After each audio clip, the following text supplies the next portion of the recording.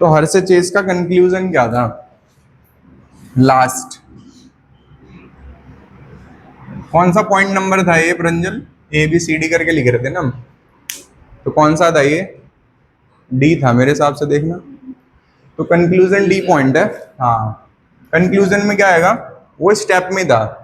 Conclusion में क्या आएगा? बैक्टीरिया जिसको तुमने इन्फेक्ट करा था, तो bacteria infected with bacteriophage, bacteria infected with bacteriophage, तो जिस बैक्टीरिया को तुमने इन्फेक्ट करा था बैक्टीरियोफेज से, हैविंग रेडियो एक्टिव डीएनए, तो रेडियो एक्टिव डीएनए किस पे है? बैक्टीरियोफेज पे। किस पे आएगा? बैक्टीरियोफेज पे, ठीक है। तो bacteria infected with bacteriophage having radio active DNA, bacteriophage के पास क्या आएगा? Radio active DNA, radio active. इसका मतलब क्या है इस लाइन का? इसका मतलब आएगा कि जिस बैक्टीरिया को तुमने जब उस बैक्टीरियोफेज से इन्फेक्ट करवाया जिसके पास रेडियो एक्टिव डीएनए है, तो बैक्टीरिया क्या निकला? रेडियो एक्टिव निकला। ठीक है भाई। अगली लाइन क्या आएगी? Bacteria infected with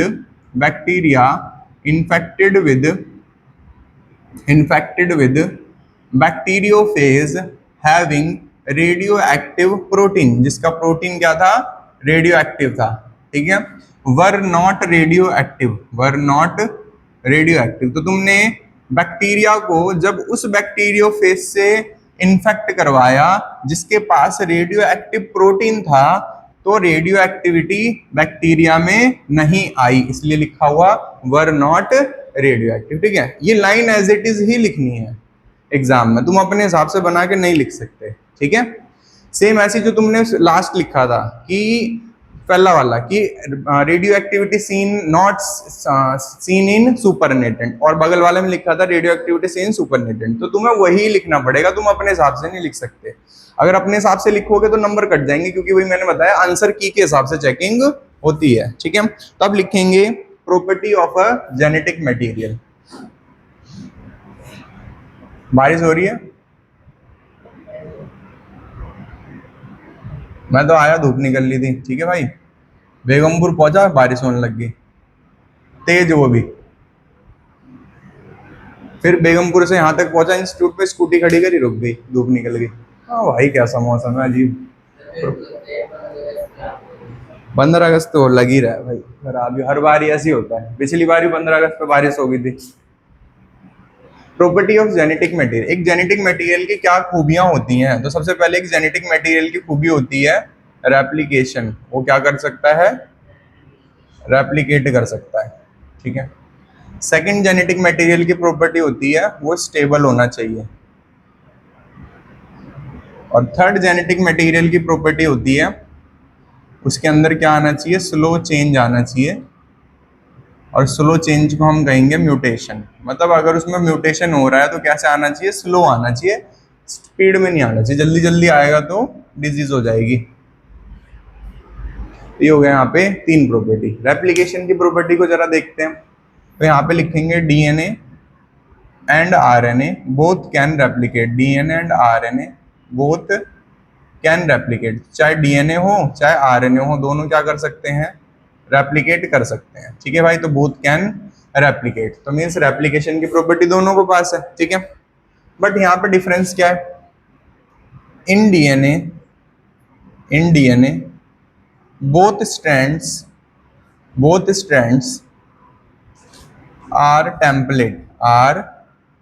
template.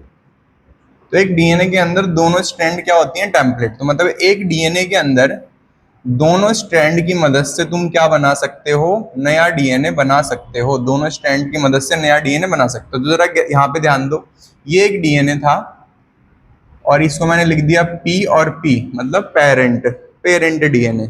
इन दोनों को पेरेंट डीएनए को मैंने अलग अलग कर दिया। तो एक पेरेंट वाला डीएनए ऊपर और एक पेरेंट वाला डीएनए नीचे, एक स्ट्रैंड ऊपर एक स्ट्रैंड नीचे। अब यहाँ पे मान लो बेस था ATGC और A, तो यहाँ पे इसके जस्ट अपोजिट बॉन्ड लग गए होंगे, तो एक नया डीएनए बन गया। तो नई स्ट्रैंड का नाम क्या दे दिया मैंने? N। क्या नाम दे दिया? सेम ऐसे नीचे की तरफ क्या आएगी? एक पेरेंट स्ट्रैंड है, तो ये वाली पेरेंट स्ट्रैंड हो गई। और इसके पास अपोजिट बॉन्ड होंगे तो इस पर होगा TACG और T, तो इसके जस्ट अपोजिट बॉन्ड ऊपर लग गए होंगे, तो यहाँ पे एक और स्ट्रैंड बन गई जिसे मैंने कह दिया N। समझ में आ गई बात? तो यहाँ पे ऊपर वाली स्ट्रैंड से भी डीएनए बन रहा है नया और नीचे वाली स्ट्रैंड से भी डीएनए बन रहा है नया, तो ये एक नया डीएनए बन गया, ये एक नया डीएनए बन गया और ये एक नया डीएनए बन गया, दो डीएनए बन गए ऊपर और नीचे। तो इसका मतलब दोनों स्ट्रैंड्स क्या है, टेम्पलेट है। टेम्पलेट है मतलब दोनों स्ट्रैंड नया डीएनए बनवा सकती है। क्लियर होगी बात? पर आरएनए के केस में क्या होता है, in RNA only one strand is present. कितनी स्ट्रैंड प्रेजेंट होती है, सिर्फ एक स्ट्रैंड प्रेजेंट होती है। तो आरएनए सिंगल स्ट्रैंडेड होता है तो उसके अंदर सिर्फ एक स्ट्रैंड प्रेजेंट होती है। ठीक है, अब बात करते हैं स्टेबिलिटी की। ठीक है, तो डीएनए ज्यादा स्टेबल है आरएनए से, तो DNA is more stable than RNA. तो DNA is more stable than RNA. क्यों है ज्यादा स्टेबल आरएनए से? पहला कारण, because number 1 point, it have thiamine instead of uracil। तो thiamine ज्यादा स्टेबल होता है किससे? U से। आरएनए में क्या होता है? U होता है। Second point, it does not have, ठीक है, it does not have OH at second position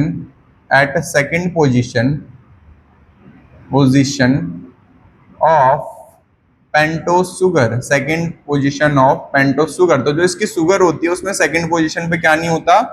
OH नहीं होता। तो ऑक्सीजन, फ्लोरीन और नियॉन, FON, फ्लोरीन, ऑक्सीजन और नियॉन, तुमने सुना होगा सबसे ज्यादा क्या होते हैं? रिएक्टिव होते हैं।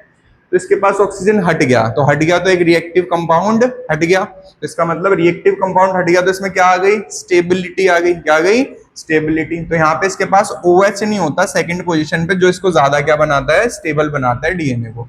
थर्ड पॉइंट की बात करते हैं, तो जो डीएनए होता है is stable in heat. DNA जो होता है वो स्टेबल होता है किसमें? हीट में। ठीक है, when two strands are separated, जब दो स्ट्रैंड डीएनए की सेपरेट करी जाती हैं, separated both join together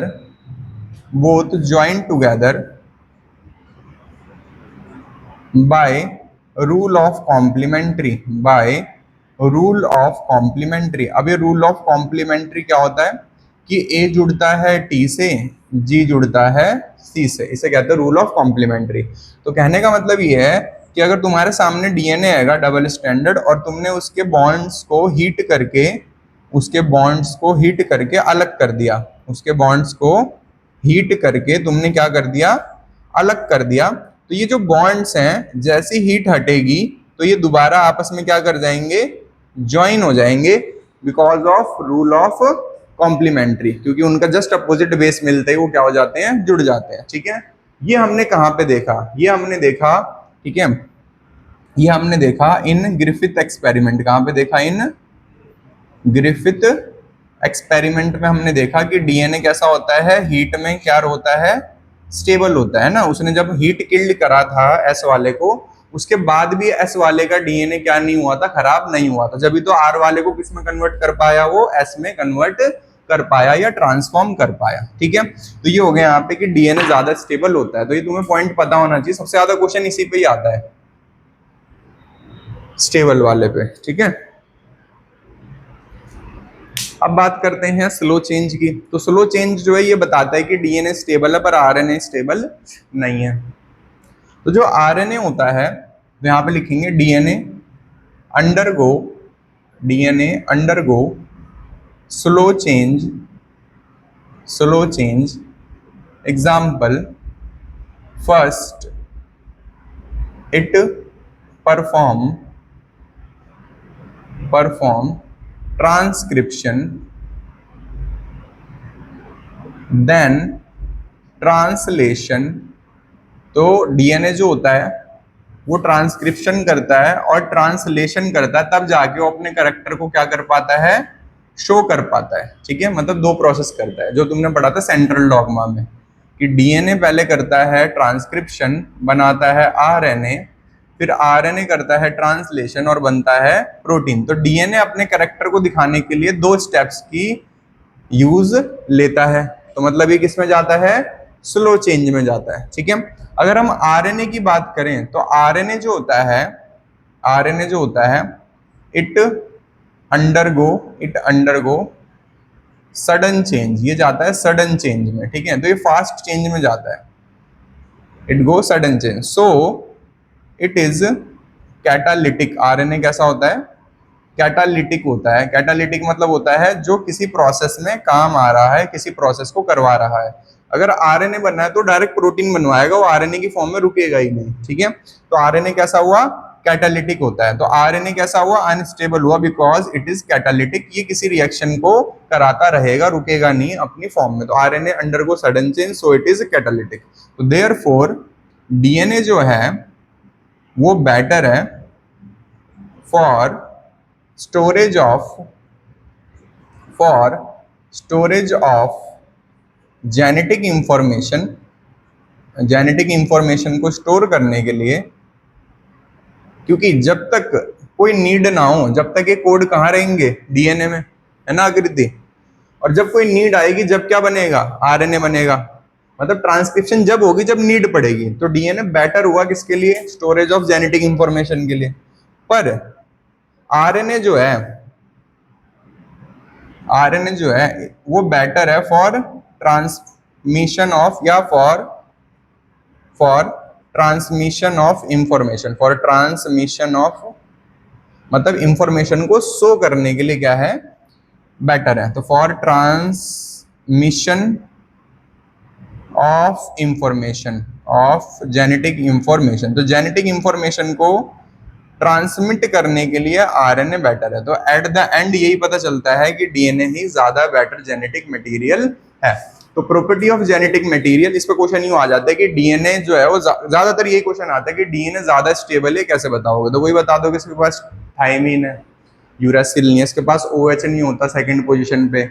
Griffith experiment से पता चलता है कि हीट के अंदर ज्यादा समय तक रह सकता है, जेनेटिक इंफॉर्मेशन को स्टोर करके रखता है। तो ये 3-4 पॉइंट, दो भी लिख दोगे खुश हो जाता है टीचर। वो तो यही एक्सपेक्ट करता है बस ये ग्रिफिथ वाला बता दे, बाकी बताओ या ना बताओ, पर 2-3 लिख दोगे तो टीचर खुश हो जाएगा। ठीक है, तो ये हो गया यहाँ पे कि डीएनए एक बेटर जेनेटिक मटेरियल है। खत्म हो गया यहाँ पे। अब आते हैं यहाँ पे एक एनसीईआरटी में टॉपिक लिखा हुआ जिसका नाम है आरएनए वर्ल्ड। तो उसका मतलब क्या होता है, तो वो भी लिख देते हैं यहाँ पे, आरएनए वर्ल्ड 2-3 लाइन का है। इसका मतलब क्या होता है, तो इसका मतलब होता है RNA first formed in world. ठीक है, इस दुनिया में सबसे पहले कौन बना था, आरएनए बना था। मतलब सबसे पहले वायरस बना था तो उसके पास क्या आया था, आरएनए।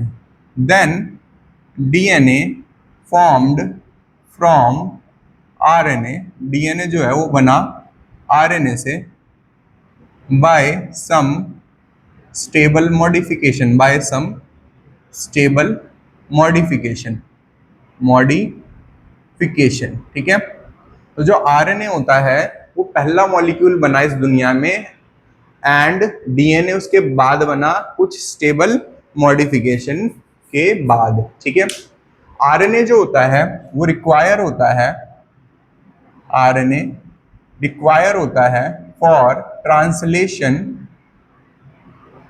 तो ट्रांसलेशन होता है आरएनए से प्रोटीन बनाना, स्प्लाइसिंग के लिए,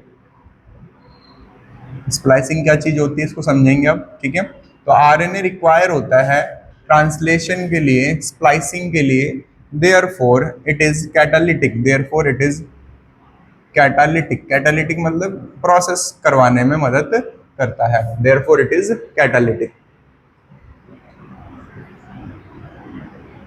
स्प्लाइसिंग क्या चीज होती है,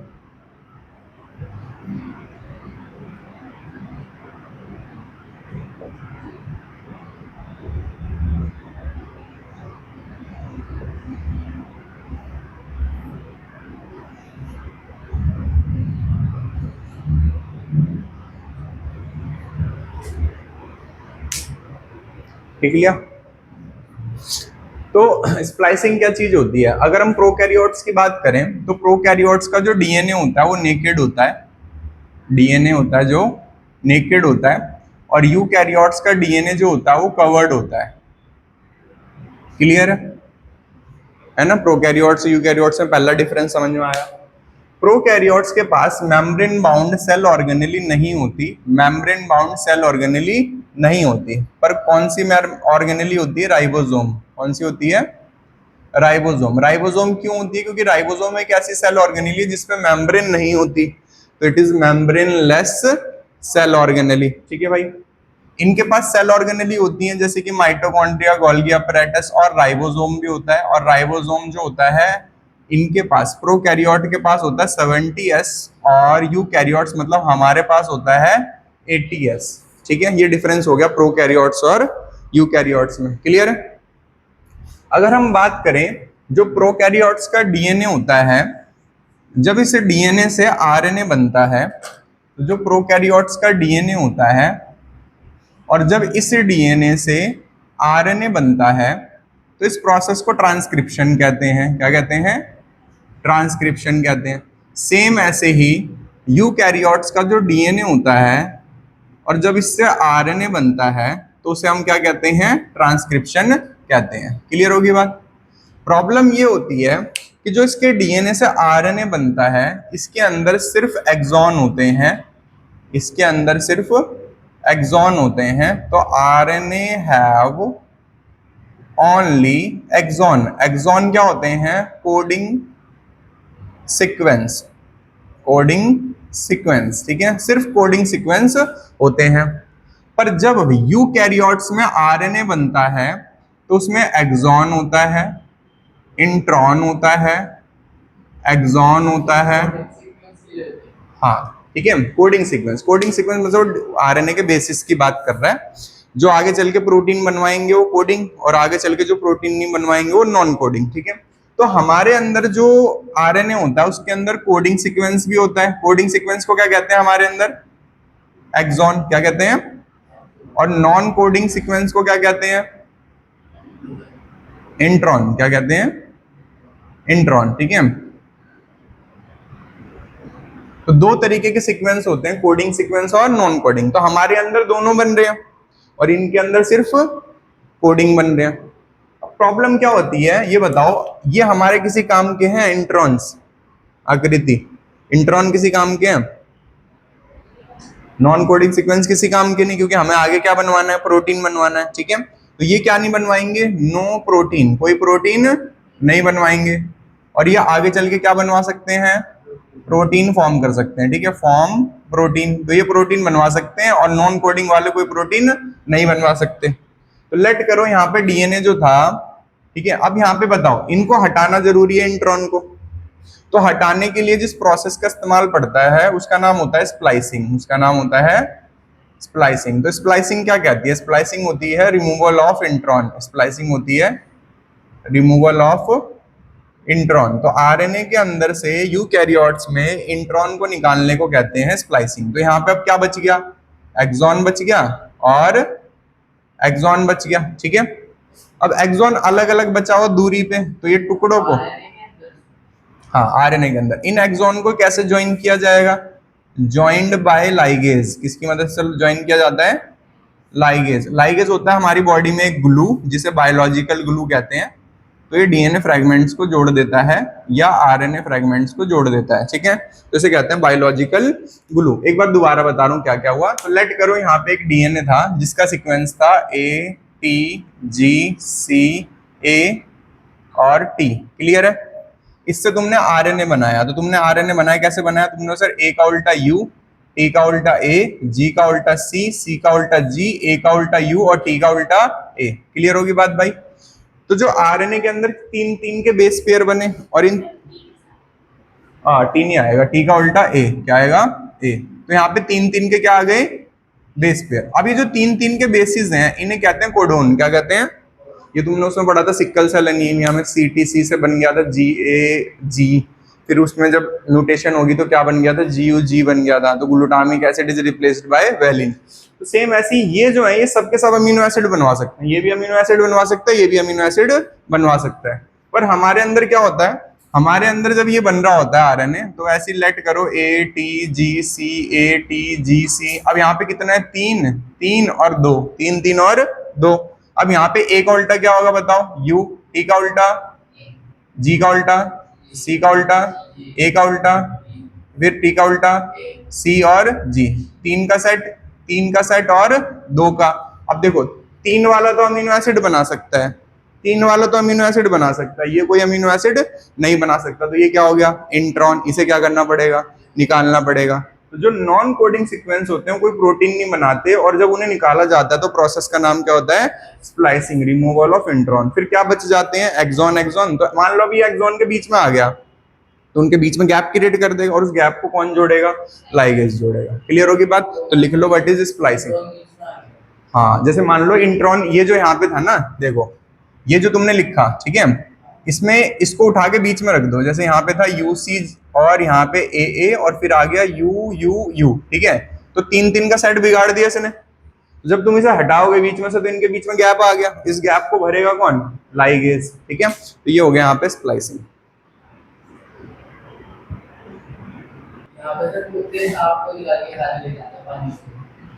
चीजें बेकार कर दी ना भाई।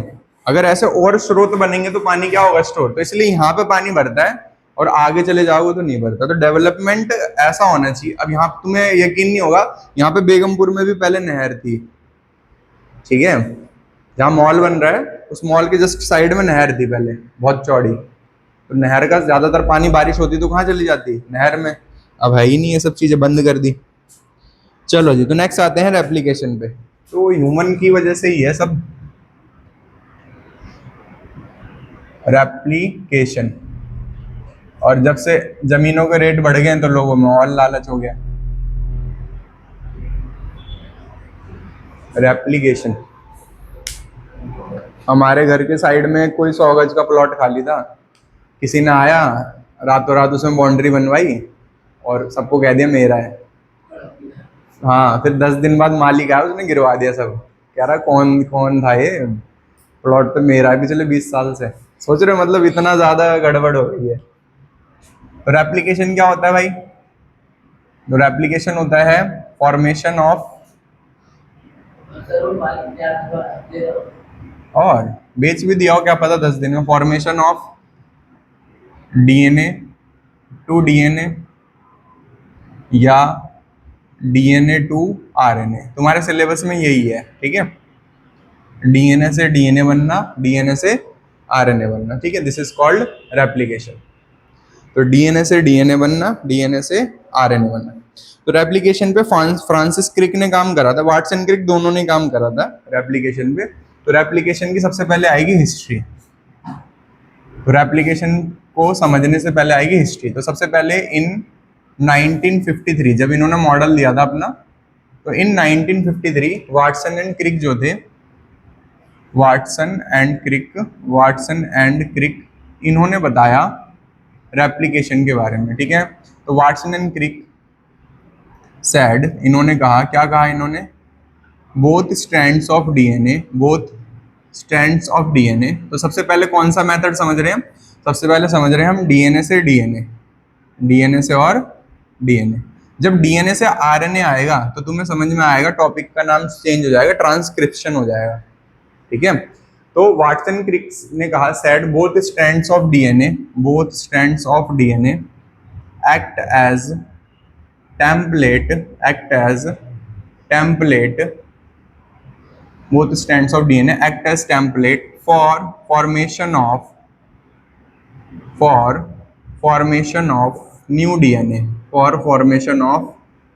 तो इन्होंने कहा कि जो DNA की दोनों स्ट्रैंड्स होती हैं, दोनों स्ट्रैंड्स टेम्पलेट की तरह काम करती हैं एक नया DNA बनाने के लिए, तो ये टेम्पलेट अलग हो गई, ये टेम्पलेट अलग हो गई, इस पे एक नया DNA बन गया, इस पे एक नया DNA बन गया। तो ये एक नया DNA बन के अलग हो गया, ये एक नया DNA बन के अलग हो गया, ठीक है।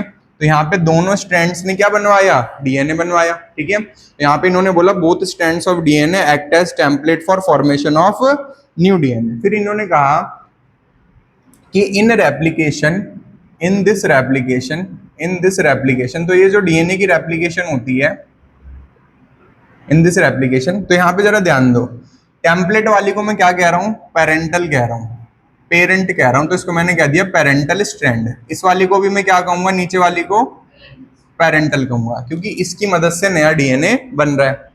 तो यहाँ पे जो टी है इसको फिर दोबारा मैं क्या कहूंगा, पेरेंटल, और इस वाले टी वाली स्ट्रैंड को भी क्या कहूंगा, मैं पेरेंटल कहूंगा, ठीक है।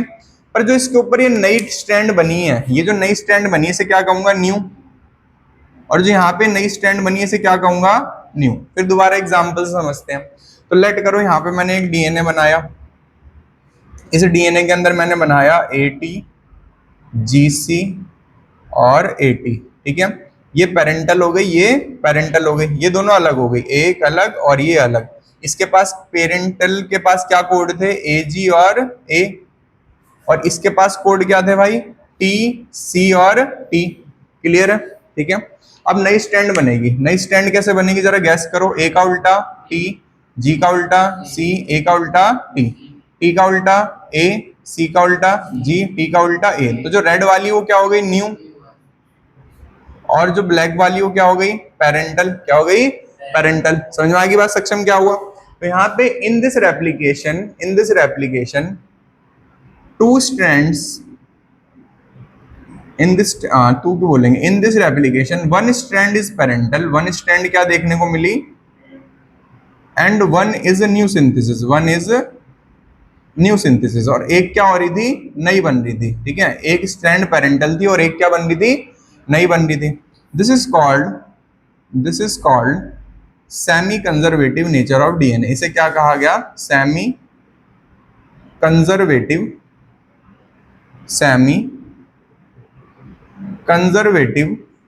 Nature of DNA. इसे क्या कहा गया, semi conservative nature of DNA कहा गया, ठीक है भाई। What is semi conservative nature, कि एक स्ट्रैंड पहले वाली है, एक स्ट्रैंड पहले वाली है और एक क्या बनी है, नई बनी है, ठीक है। तो एक जो है वो कंजर्व है यहाँ पे, एक पुरानी स्ट्रैंड यहाँ पे अभी भी है, दोनों नहीं है, दोनों होती तो यहाँ पे सेमी वर्ड नहीं आता, तो इसलिए यहाँ पे क्या आया word, semi conservative nature of DNA. Clear है। अब आगे बढ़ते हैं, यहाँ पे नेक्स्ट आता है यहाँ पे एक्सपेरिमेंटल प्रूफ, ठीक है, एक्सपेरिमेंटल प्रूफ। तो यहाँ पे semi conservative nature of DNA का आएगा एक्सपेरिमेंटल प्रूफ। तो सबसे पहले हमने पढ़ा रेप्लिकेशन, डीएनए से डीएनए बनाना, डीएनए से आरएनए बनाना, इसे रेप्लिकेशन कहते हैं। सबसे पहला टॉपिक जो है वो डीएनए से डीएनए बनाना है। फ्रांसिस क्रिक ने सबसे पहले इस पे काम करा, तो हम हिस्ट्री समझ रहे हैं। तो फ्रांसिस क्रिक ने इसके ऊपर काम करा और इन्होंने बताया कि डीएनए की एक स्ट्रैंड पेरेंटल होती है और एक क्या होती है, नई सिंथेसिस होती है। तो आता है experimental proof of semi conservative nature of DNA. तो experimental proof of semi conservative nature of DNA, semi conservative nature of DNA. तो क्या एक्सपेरिमेंटल प्रूफ होगा semi conservative nature of DNA का, ठीक है भाई। तो देखते हैं भाई क्या प्रूफ होगा। तो उसका नाम था bye Matthew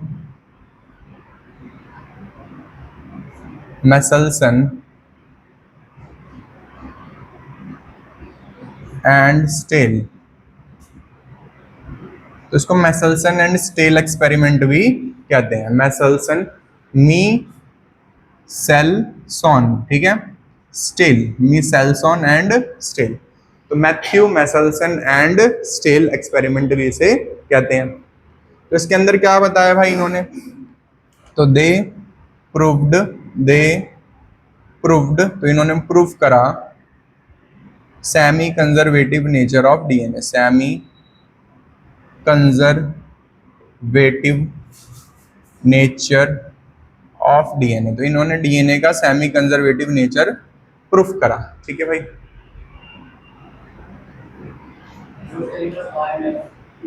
Matthew मैसलसन and stele, Matthew मीसेल्सन, ठीक है, मैं सेल कर रहा हूँ बच्चे को, ठीक है, मीसेल्सन, ठीक है, लड़के को मीसेल्सन, यही नाम है ना इसका, मीसेल्सन।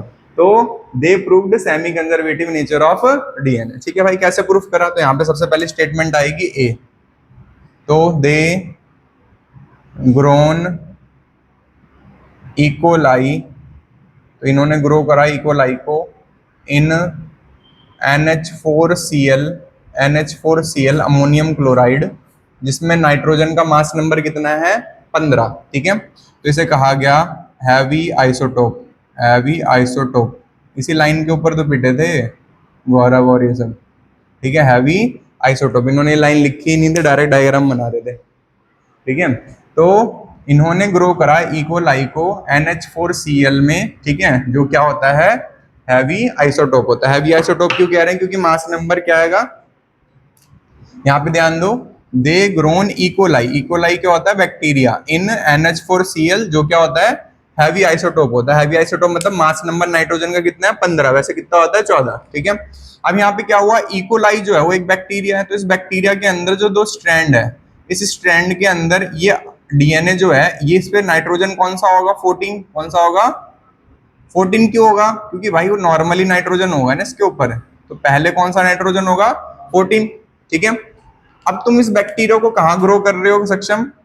अमोनियम क्लोराइड में। तो यहाँ पे से तुम ग्रो कर रहे हो अमोनियम क्लोराइड में, और अमोनियम क्लोराइड में नाइट्रोजन का मास कितना है? 15। तो जब तुम इसे डिवाइड करोगे तो यहाँ पे क्या बनेगा भाई? 2 बैक्टीरिया बनेंगे, एक ऊपर बनेगा और एक नीचे बनेगा।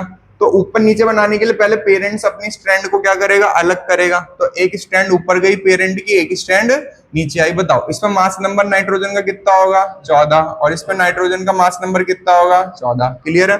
पुरानी है ना, पेरेंट्स वाली है ना, अभी नई कहाँ बनी? अब नई बनेगी। नई कौन से मीडियम में बन रही है? 15 वाले मीडियम में। तो यहाँ पे नई बनी, तो नई के ऊपर क्या लग जाएगा? 15, और नई के ऊपर क्या लग जाएगा? 15 लग जाएगा, और ये आपस में क्या कर जाएंगी? बॉन्ड बना लेंगी। तो ब्लैक वाली तो हो गई नई, और रेड वाली हो गई पेरेंटल। रेड वाली क्या हो गई? पेरेंटल। अब ये दोनों स्ट्रैंड जो है डीएनए की, वो दोनों अलग अलग आएंगी, एक हैवी आएगी, एक लाइट आएगी। तो ऐसे डीएनए को हाइब्रिड डीएनए कहते हैं। ऐसे डीएनए को कहते हैं हम हाइब्रिड डीएनए। इस वाले डीएनए को भी क्या कहेंगे हम? हाइब्रिड डीएनए, ठीक है भाई।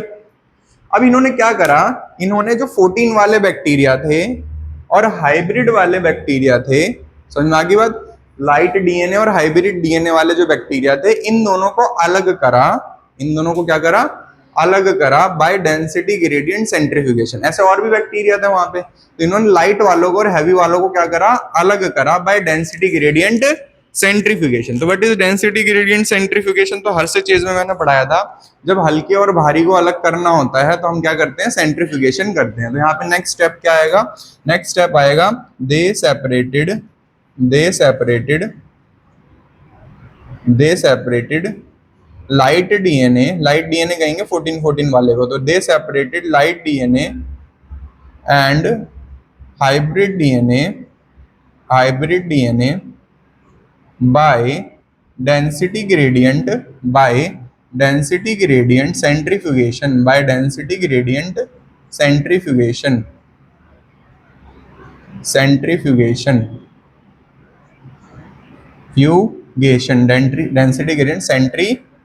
अभी डेंसिटी ग्रेडियंट सेंट्रीफ्यूगेशन जो इन्होंने करा, ये किसमें करा? इन सीजियम क्लोराइड। किसमें करा? इन सीजियम क्लोराइड। तो जो मीडियम था जिसके अंदर इन्होंने मिक्स करा था, उसका, जिसके अंदर इन्होंने रोटेट करा था, उसका नाम क्या था?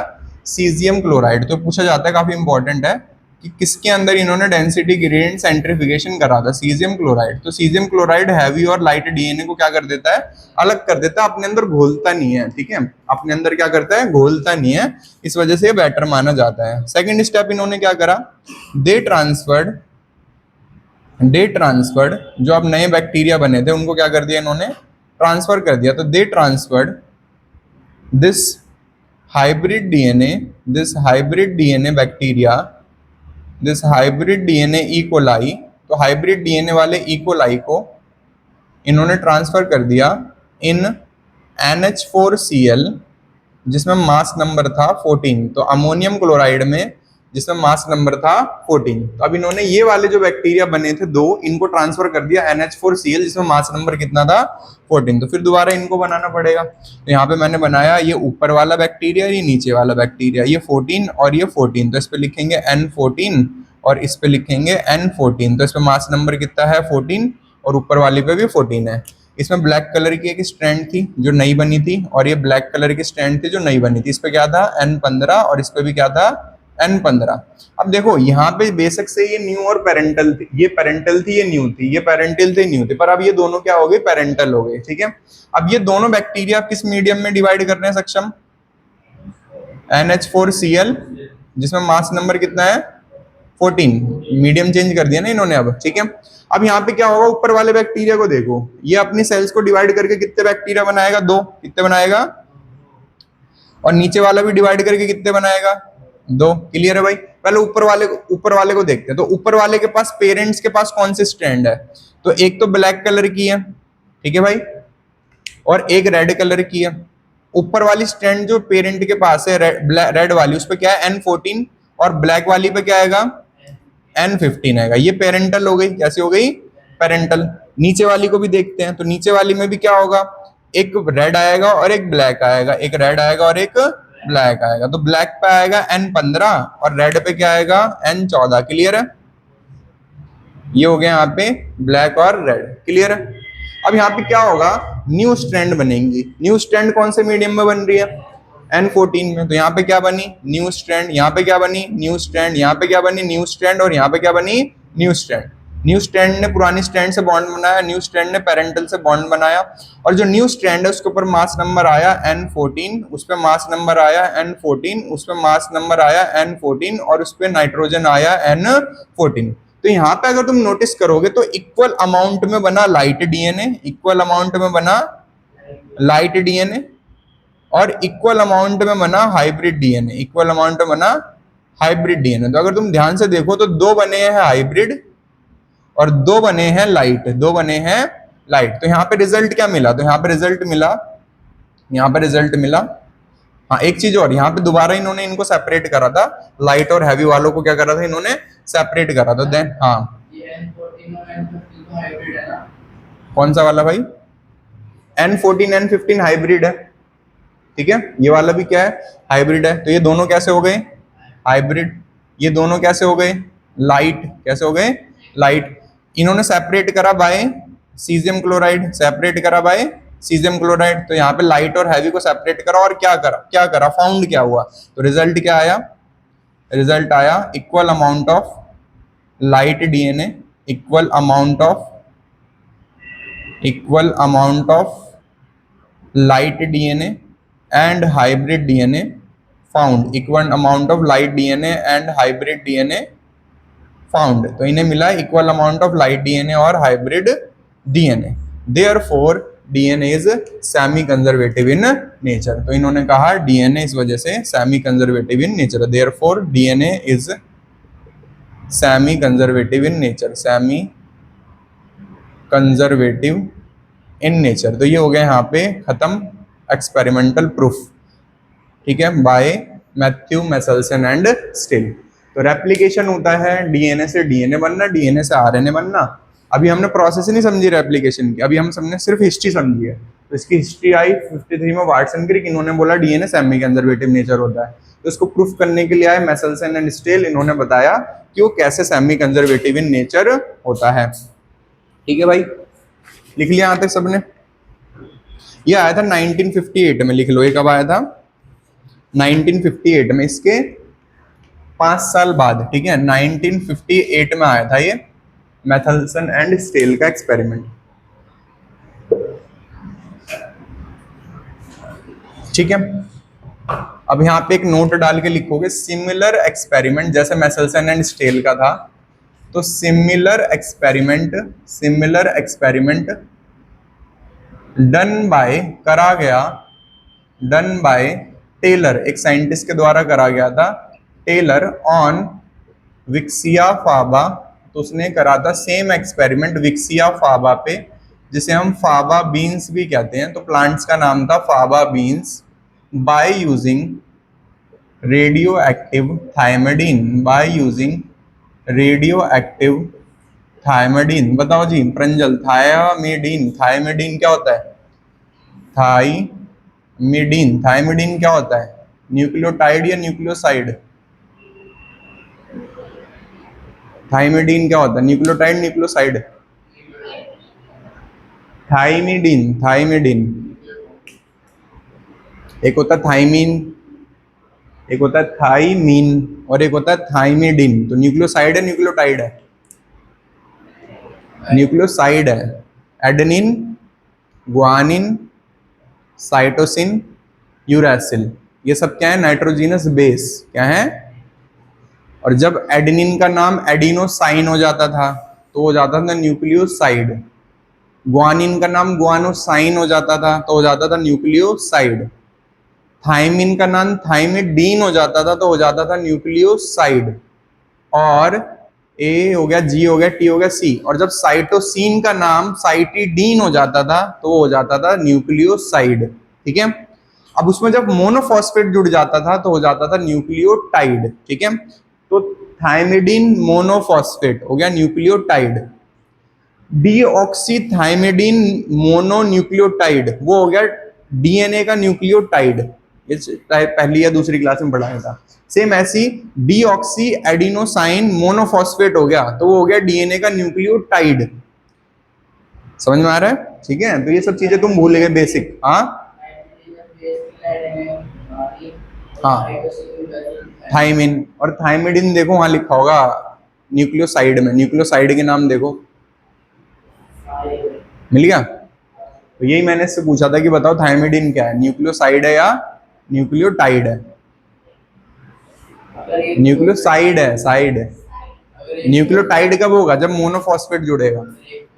न्यूक्लियोसाइड क्या होता है? जब एक नाइट्रोजनस बेस होता है और जब पेंटोस शुगर होती है बस। और जब उसमें फॉस्फेट जुड़ जाता है तो क्या हो जाता है? न्यूक्लियोटाइड। तो इसमें फॉस्फेट तो है नहीं, तो इसका नाम जब न्यूक्लियोटाइड बोलना है तो कैसे बोलेंगे? थायमिडीन मोनोफॉस्फेट।